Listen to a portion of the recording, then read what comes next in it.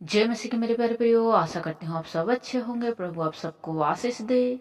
मेरे प्रियो, आज हम देखेंगे बिलाम और उसकी गधी के बारे में, और इसे आप पढ़ सकते हैं गिनती की पुस्तक उसका 22 अध्याय से 24 अध्याय तक। मेरे प्रियो, लिखा है, तब इजराइलियों ने कूच करके यरीहो के पास यरदन नदी के इस पार मोआब के अरबा में डेरे खड़े किए। मेरे प्रियो, इजरायली लोग जो थे वे कूच करके यरीहो के जो पास यरदन नदी है मोआब में आकर रहने लगे।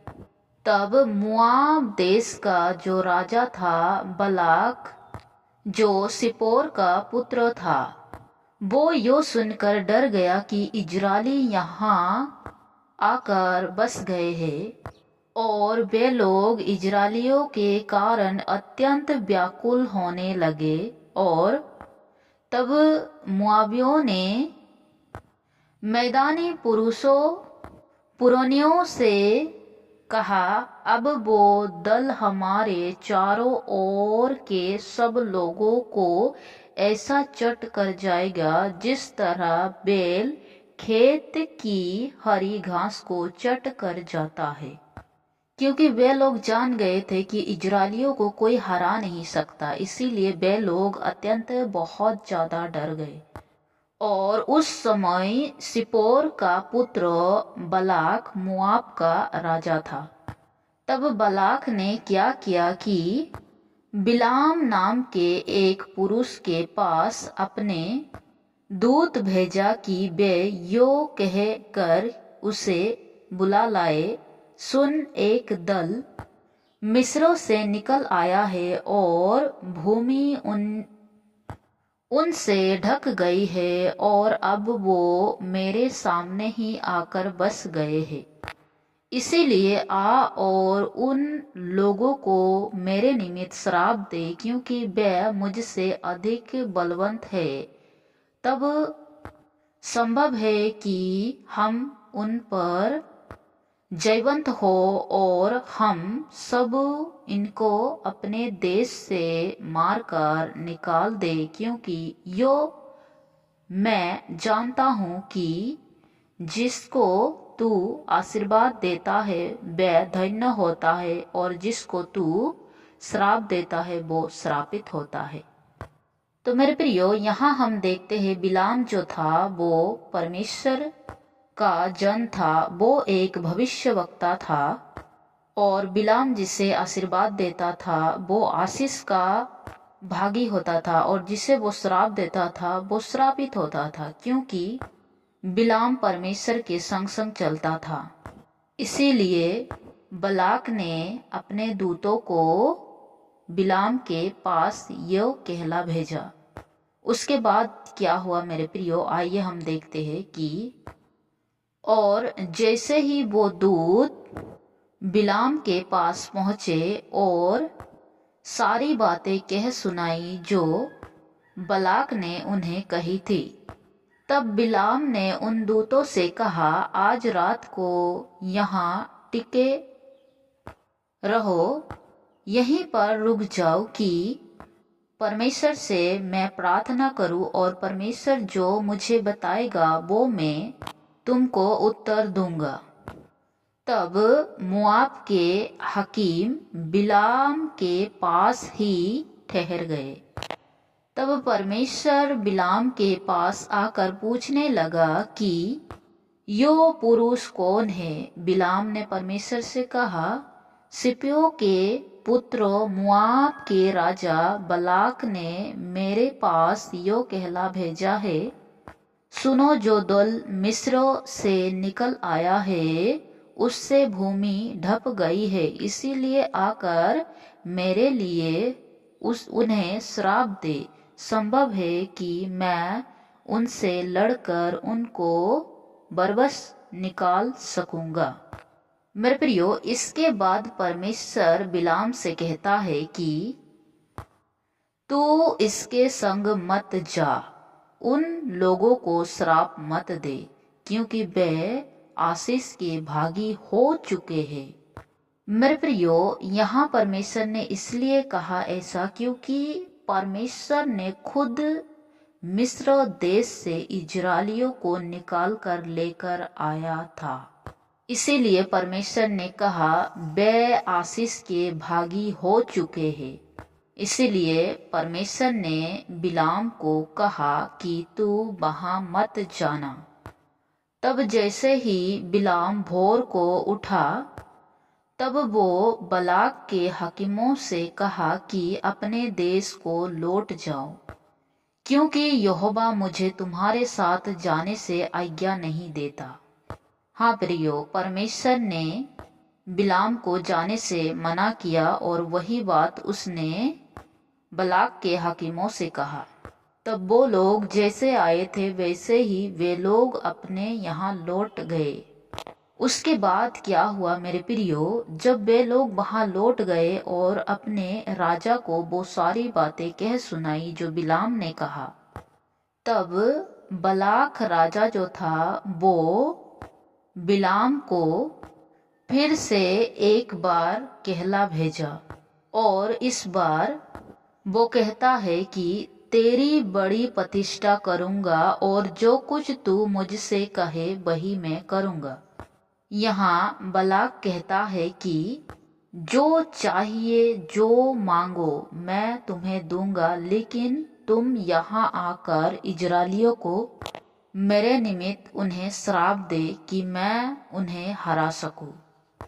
तब आगे क्या हुआ मेरे प्रियो, बिलाम ने बलाक के कर्मचारियों को उत्तर दिया, चाहे बलाक अपने घर को सोने चांदी से भर कर मुझे दे दे, तो भी मैं अपने परमेश्वर यहोवा की आज्ञा को पलट नहीं सकता कि उसे घटाकर या बढ़ाकर मानूं।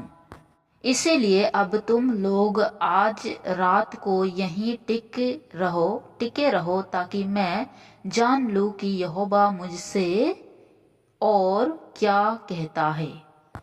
परमेश्वर ने रात को बिलाम के पास आकर कहा, यदि वो पुरुष तुझे बुलाने आए तो तू उठकर उनके संग जा, परंतु जो बात मैं तुझसे कहूँ उसी के अनुसार करना। मेरे प्रियो, यहाँ एक बात को ध्यान दीजिए कि परमेश्वर जो सारी सृष्टि का रचना करने वाला, क्या कोई उसे सिखा सकता है कि आगे को क्या करना है या ये बात गलत है? कोई भी नहीं, क्योंकि वो परमेश्वर है, वो सृष्टि करता है।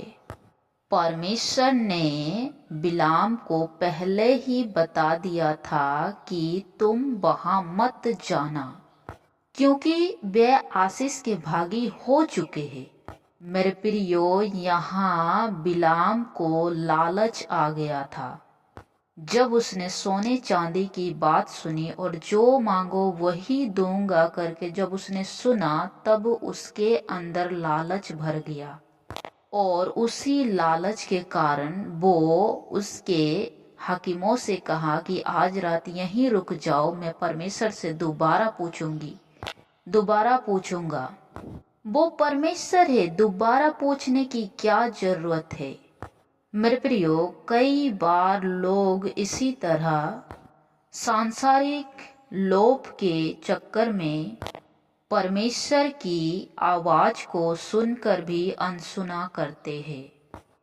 तब आगे हम देखते हैं, तब बिलाम भोर को उठा और अपनी गधी पर काढ़ी बांधकर मोआबी हाकिमों के संग चल पड़ा और उसके जाने के कारण परमेश्वर का क्रोध भड़क उठा और यहोवा का दूत उसका विरोध करने के लिए मार्ग रोककर खड़ा हो गया।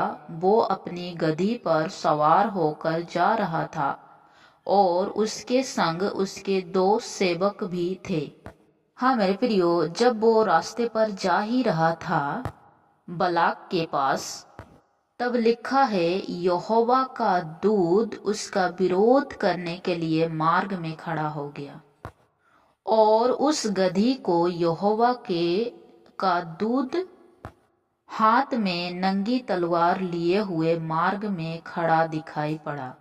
मेरे प्रियो, जब परमेश्वर का दूत रास्ते पर खड़ा है तब गधी को दिखाई दिया, लेकिन बिलाम को दिखाई नहीं दिया।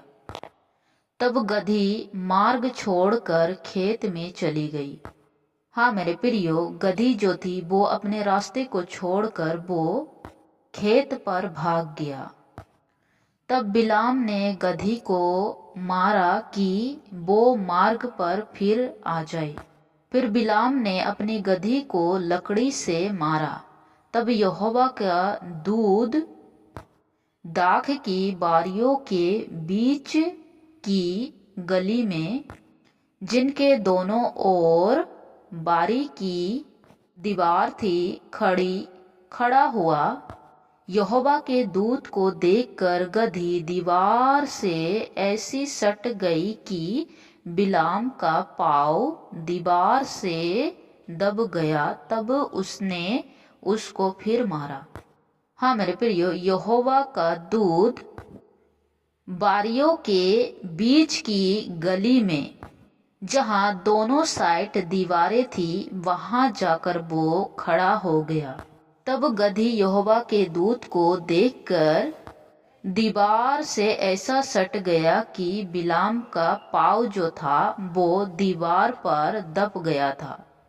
तब बिलाम गुस्से से फिर उसने अपनी गधी को मारा। तब यहोवा का दूत आगे बढ़कर एक सकरे स्थान पर खड़ा हुआ, जहाँ ना तो दाहिने ओर हटने की जगह थी और ना बाईं ओर। तब परमेश्वर का दूत ऐसी जगह जाकर खड़ा हुआ, ना इधर जा सकते हैं ना उधर। और तब गधी वहीं पर बैठ गई। तब बिलाम अपने गधी के ऊपर भड़क उठा और फिर से उसने उसको मारा। तब हम आगे क्या देखते हैं मेरे प्रियो, यहोवा ने बिलाम की गधी की मुंह को खोल दिया और वो बिलाम से कहने लगी, मैंने तेरा क्या किया है कि तूने मुझे 3 बार मारा। गधी बिलाम से पूछ रही है। फिर बिलाम कहता है कि यो कि तूने मुझसे नौटंकी की। फिर गधी बिलाम से कहती है कि क्या मैं तेरे वही गधी नहीं जो जिस पर तूने जन्म से आज तक चढ़ता आया है? क्या मैं तुझसे कभी ऐसा करती थी? तब बिलाम बोला, नहीं। मेरे प्रियो, तब यहोवा ने बिलाम की आंखें खोल दी। तब उसको यहोवा के दूत हाथ में नंगी तलवार लिए हुए मार्ग पर खड़ा हुआ दिखाई पड़ा। तब बिलाम झुक गया और गिरकर दंडवत किया। तब यहोवा के दूत ने बिलाम से पूछा कि गधी को क्यों मारा? तब यहोवा के दूत कहता है, तेरा विरोध करने को मैं ही आया हूँ, इसीलिए कि तू मेरे सामने उल्टी चाल चलता है। और दूत ने कहा कि गधी मुझे देखकर ही 3 बार हट गई। तब बिलाम यहोवा के दूत से कहता है कि मैंने पाप किया है। मैं नहीं जानता था कि तू मेरा सामना करने के लिए मार्ग में खड़ा है। इसीलिए अब यदि तुझे बुरा लगता है तो मैं लौट जाता हूँ। तब यहोवा के दूत ने बिलाम से कहा, इन पुरुष के संग तू चला जा, परंतु केवल वही करना जो मैं तुझसे कहूँगा। तब बिलाम बलाक के हाकिमों के संग चला गया और वहाँ बलाक बिलाम के स्वागत में रास्ते पर ही खड़ा था। तब वहाँ पहुंचकर वे लोग भोर को बलाक और बिलाम को बाल के ऊंचे स्थानों पर चढ़ा ले गया और वहां से उनको सब इजरायली लोगों को दिखाया। तब बिलाम ने बलाक से कहा, यहाँ पर मेरे लिए 7 वेदियां बनवा और इसी स्थान पर 7 बछड़े और 7 मेढ़े तैयार कर। तब बलाक ने बिलाम के कहने के अनुसार किया और बलाक और बिलाम ने मिलकर वेदी पर एक बछड़ा और एक मेढ़ा चढ़ाया। फिर बिलाम ने बलाक से कहा, तू अपने होम बलि के पास खड़ा रहे और मैं जाता हूँ। संभव है कि यहोवा मुझसे भेंट करने को आए और जो कुछ वो मुझ पर प्रकाशित करेगा वो मैं तुझे को बताऊंगा।